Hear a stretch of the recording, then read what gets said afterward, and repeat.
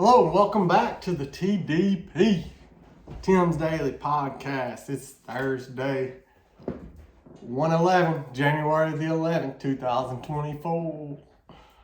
So yeah, I just wanted to jump on here. It's pretty busy at work today. I've got a ton of stuff I should be doing right now. It's all good though. I just need to take a mental break, and this is like a good way for me to do that. Get on the old daily podcast and talk about yesterday or talk about today or what's going on. So anyways, yesterday was a big day in the news media. I don't know if you guys have been paying attention, but there was like a pretty big congressional hearing yesterday, and I think I watched most of it between all of my activities throughout the day. I was listening to it on my phone, headphones in the truck. I had to go get some supplies for my chickens and just really I need to do some work today out there, so I've got everything I need to do it. But the point is, I was listening to a lot of the things that was going on yesterday in that at Congress. I already recorded one of these just a few minutes ago, but I'm gonna be honest, my dogs was up here in my office, and actually I'd put them out on the deck, and I don't know what happened. Like literally somebody must have walked out in their road, or there must have been a squirrel fight or something, because Ellie, my German Shepherd, was losing her mind out there. It was insane. But I would upload that video, but I'm going to tell you, she is literally barking the entire video. So I had to redo it. And it was like a masterpiece too, I think. So anyways, I did listen to it. So it's going to, this video is going to be a more refined version of what I did earlier. So it shouldn't be so bad. Anyways, I wanted to talk about kind of like what that was yesterday at Congress, and kind of maybe I can summarize what led up to it and things. So it's hard to get in the weeds on this subject because it's hard to talk about one thing and not mention the other thing, and then you get off track, and then it ends up you got to listen. Whenever I expand this podcast and we start going for I start going for hours. I mean, I'm telling you, I can talk about this stuff for hours. It's so interesting to me, but it's also like appalling, all the direction. And first, I'd like to preface this by saying, my personal belief is that very high up in our government has been corrupt in one way or the other since the beginning of our government. I don't think there's anybody that is just straight up innocent. I mean, when it comes to that leadership, that level of leadership, all of them are on the take, probably. So you can't point to a president in the history of the United States and say, oh, that guy's completely an angel. You just can't. You just can't. You can just make examples out of every single one of them. You can start with George Washington, who was a patriot, that one of our founding fathers. But there was things in his life that nobody wants to talk about because it's very bad, like things that. But maybe he was a man of his times. I mean, I know he was very, is obviously a huge figure in our past, and he had, courage, and he was a military leader. But he also took advantage of the situation. He was a slave owner. He actually had, they say, oh, he had wooden teeth and things like that. And I know you guys have probably saw the, Shane Gillis stand up and he's talking about how he didn't have wooden teeth. It was actually teeth that they had built some dentures from slaves and things like that. So so my point is, like, you just can't you can go president by president, person by person, and you're going to find some really bad stuff, right? So Anyways, let's fast forward. So the congressional hearing yesterday was about Hunter Biden.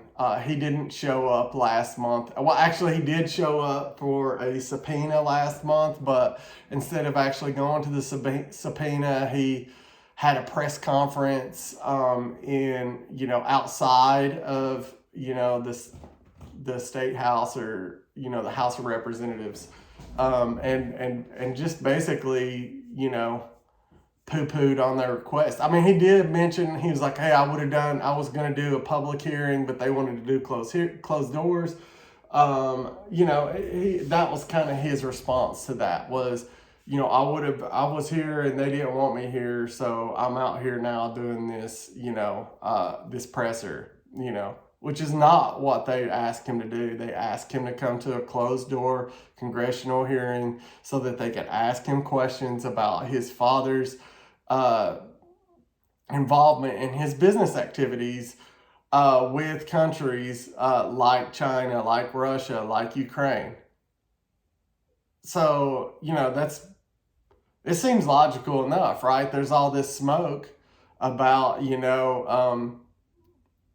about things they found on his laptop, about investigations into all of their LLCs that they've been running money through while actually producing nothing. So, I could understand if they had LLCs and businesses, and I'm all about that. I think people should be entrepreneurs and try to do something and create nice things in the world. However, it's pretty obvious when you have LLCs and you don't create nothing and there's money coming in, and you want to say that they're gifts, or you want to say that they're this, or say that they're that. It's pretty obvious that there's something going on.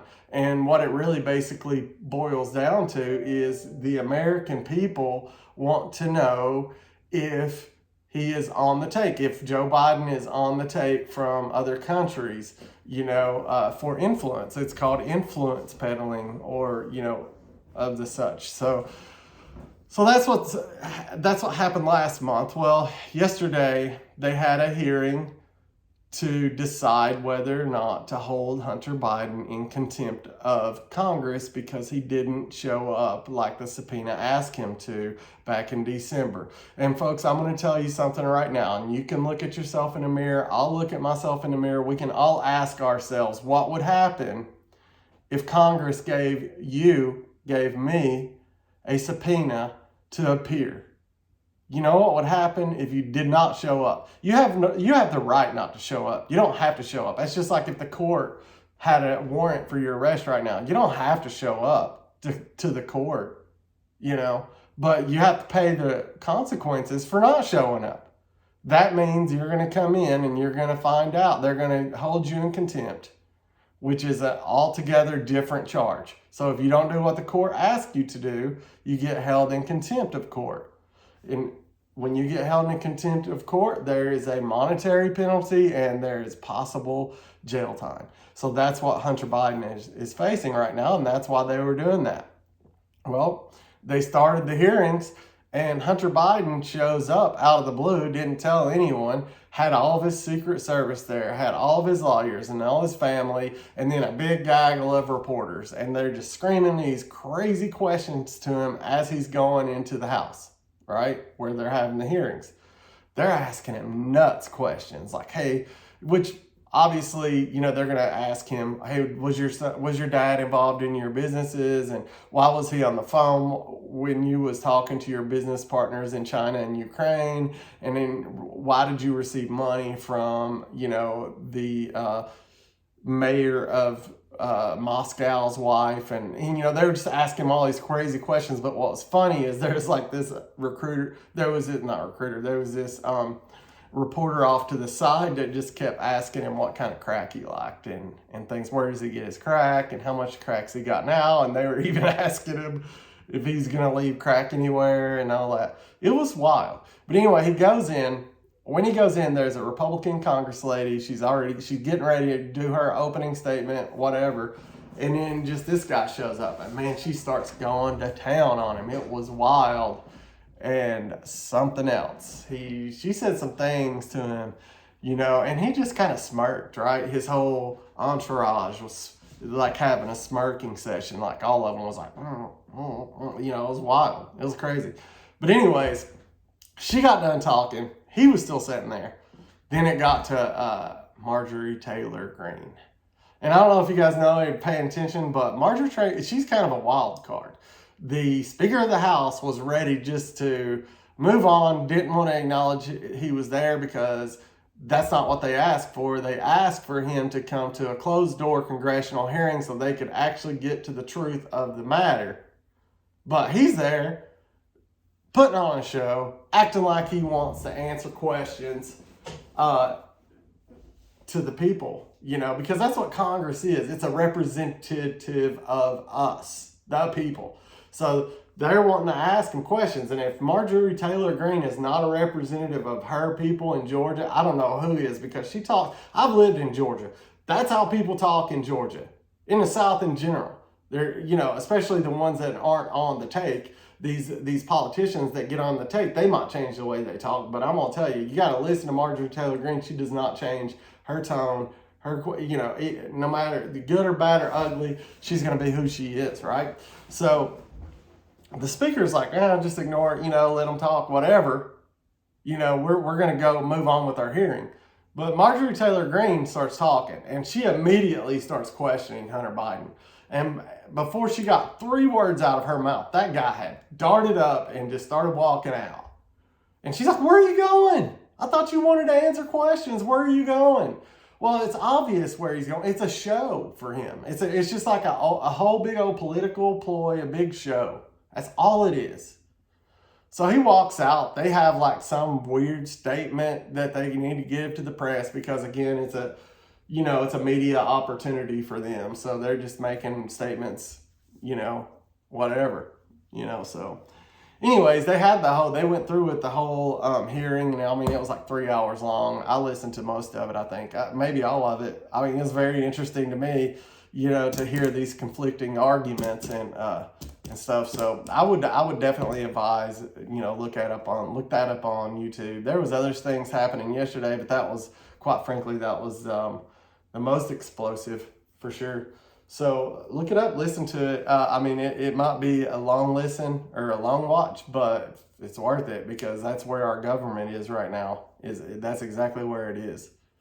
I think, obviously, some of my, I hope people who are listening to this have differing opinions than me. I don't want everybody to think the same way than I do, but I'm sure people are going to say, well, what about Donald Trump and this and that? And that's fine. We can talk about that.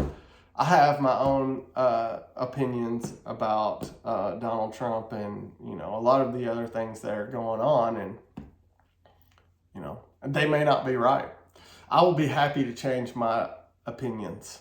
I can, and I think that's a big part of what's wrong with our country today is we get so divided and we get so invested in our own mind, in our own opinions, and we just can't change. We have to stick. We have to stick on this hill even when, we're about to drown. It's flooding. We can't get on a lifeboat and admit that we were wrong for going to that hill to start with. We just have to drown and become a fish. So I don't know if that's a good analogy or not, but hopefully you got my point. So anyways, I can go on and talk about these other things. One of the biggest concerns I have, and I'll just say that, but say this before I get off of this this video. Like I said, we'll talk about it, but my biggest concern for Trump is, did he have, actual dealings with Jeffrey Epstein when it comes to his criminal activity, felonious activity, human trafficking, sexual abuse on minors? Human trafficking gets thrown around a lot, but that's a serious problem, and it is not funny. There's,